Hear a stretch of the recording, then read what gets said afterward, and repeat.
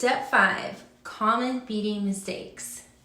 Believe me when I say that this is a lot of information and it's very challenging. I'm so freaking proud of you for being here. Full disclosure, when I first started, I remember telling clients that I wasn't able to walk and chew gum at the same time. It was really hard for me to concentrate on doing extensions and hold a conversation, probably for the first year. I felt like a beauty school student fresh on the floor again. I recommend telling your clients ahead of time if this is something you struggle with too. Last thing before we get into it, I am still not perfect. These videos are edited AF. Not only is doing extensions super stressful, but it takes a lot of skill. Give yourself grace and don't give up. These are all me nitpicking, so don't worry if you make these mistakes. They are very common. Common mistake number 1, too low. What can happen by them being too loose is they will grow out too quickly, and your client will notice. Too high.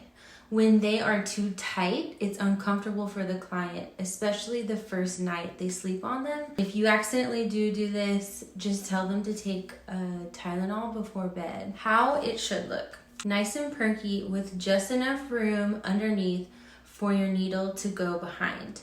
You want a little bit of a pout, so to speak.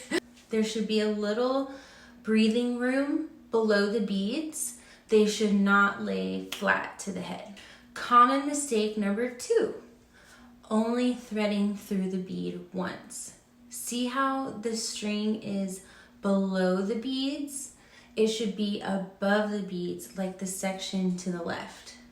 This can cause a zigzag pattern, which is not the end of the world. I do not recommend it because I could see the wefts slowly slipping diagonally because of this.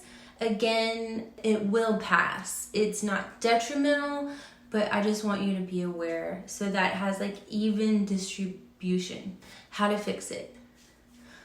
Undo and start over, unfortunately. I've been there.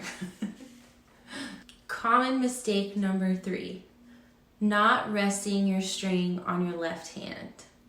And for my lefties, you're just gonna do the opposite of everything that I tell you.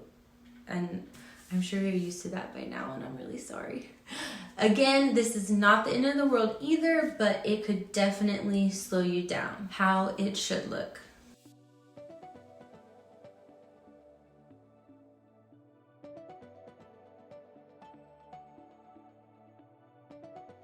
Common mistake number 4, messy sectioning. Again, this can just slow you down and it can be uncomfortable for your client. How to fix it? Comb as you go. Half squeeze, comb, squeeze the rest of the way.